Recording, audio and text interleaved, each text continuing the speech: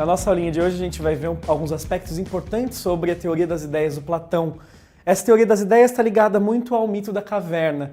E a gente vai ver que isso revela o método platônico para a gente, que a gente estudou numa outra aula, o método dialético.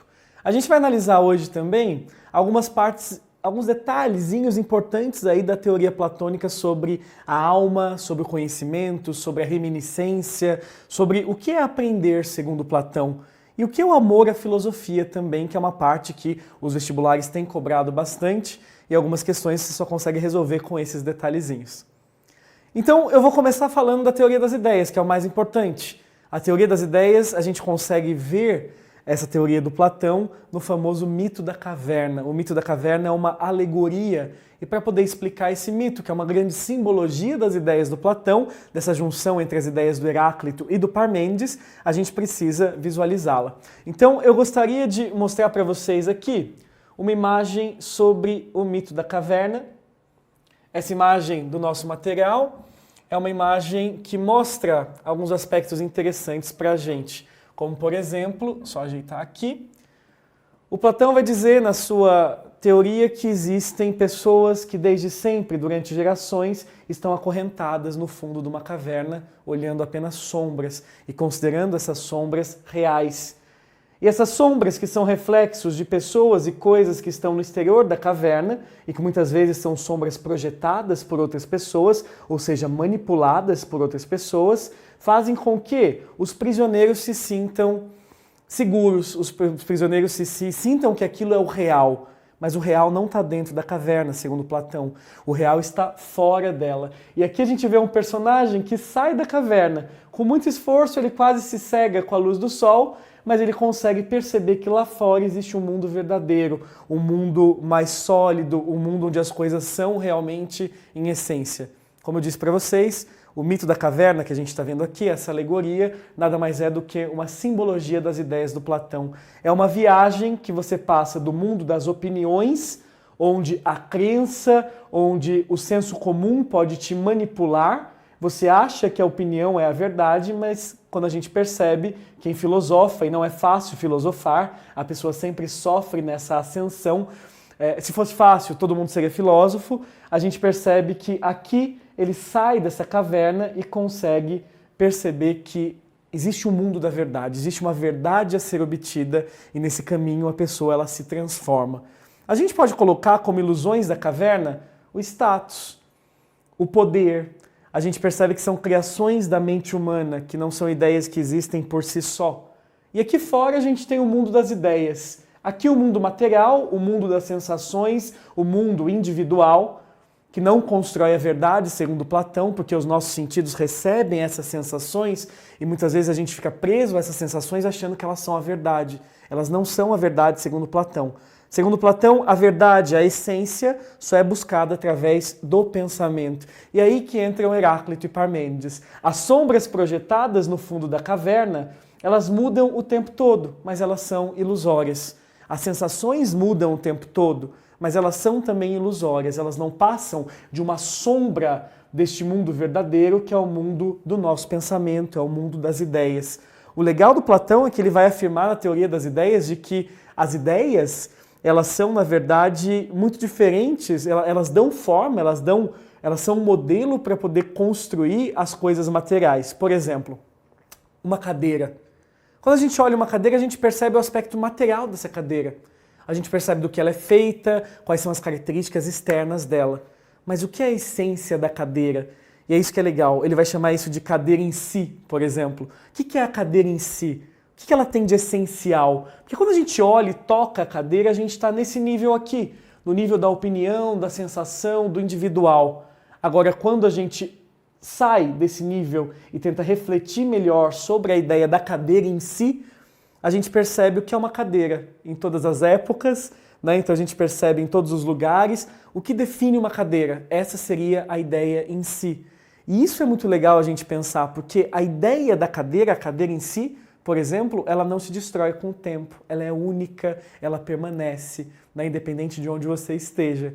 As cadeiras materiais, essas sombras das ideias, elas acabam sendo destruídas com o tempo. Mesma coisa quando a gente olha uma porta. A porta, ela é muito real, ela é material, a gente toca nela, mas ela não passa da sombra da mente de alguém, da ideia geral de porta que existe como uma ideia, né, eterna. E quando a gente vê que ela se materializa do mundo das ideias para o mundo material, as pessoas falam, ah, então essa é a porta real. Para o Platão, gente, o que é mais real? Não são as sombras que prendem as pessoas, que acorrentam as pessoas. O real para o Platão é o mundo da essência. E por isso eu falo para vocês sempre, o Platão ele vai mais para o lado do Parmênides do que para o lado do Heráclito.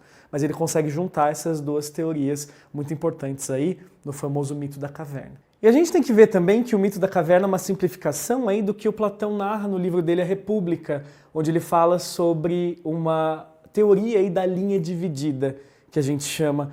A gente vai analisar essa linha com a imagem que eu vou mostrar agora para vocês. Como vocês podem ver aí à esquerda da imagem, a gente tem dois mundos, o mundo sensível e o mundo inteligível. Se a gente olhar do lado direito, a gente tem opinião e ciência. E a gente percebe que existe no meio uma seta que sobe, então quer dizer que são estágios, são etapas do conhecimento para o Platão. A ideia do Platão, gente, é que o mundo sensível, onde ele representa aí as sombras do mito da caverna, é um mundo ilusório, é um mundo de percepções pessoais, é um mundo da opinião, da crença, e que somente questionando esse mundo você sai dessa caverna e você ascende em direção ao bem supremo, que ele vai chamar de superessência, através do mundo inteligível. O que é o mundo inteligível? O mundo inteligível é o mundo das ideias, o mundo inteligível é o mundo fora da caverna, onde você tem aí, através da dialética, onde você atinge ele através da dialética, e você tem a verdadeira ciência, é onde você questiona, é onde as ideias elas estão na sua essência. E a gente percebe que essa ideia dele, né, de que o mundo material é ilusório e que a gente tem que caminhar com a filosofia para o mundo chamado de mundo ideal, o mundo das ideias, vai ser a tônica aí de toda a ideia platônica. Então, gente, resumindo, a linha dividida que eu mostrei para vocês nada mais é do que uma exemplificação um pouco mais aprofundada do nosso mito da caverna.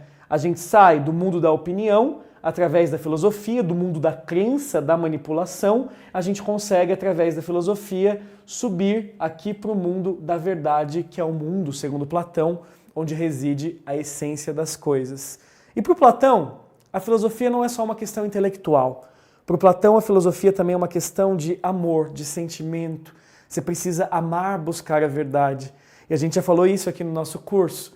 Essa parte de amar, buscar a verdade diz respeito ao Sócrates.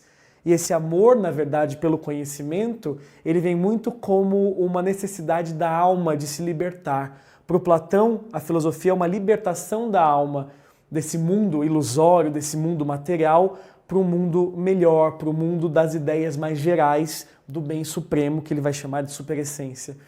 O legal da ideia do Platão é que ele mistura um pouquinho, né, com a noção dele de alma. Segundo Platão, as pessoas, elas, antes de nascer, a alma ela teve contato com essas ideias gerais em algum outro lugar. E quando a gente tem contato com as sombras dessas ideias gerais no mundo material, quando estamos, né, a nossa alma está presa nesse corpo temporariamente, o Platão ele fala que a gente pode às vezes se questionar e ir lembrando dessas ideias gerais no período que a alma não estava junto do corpo.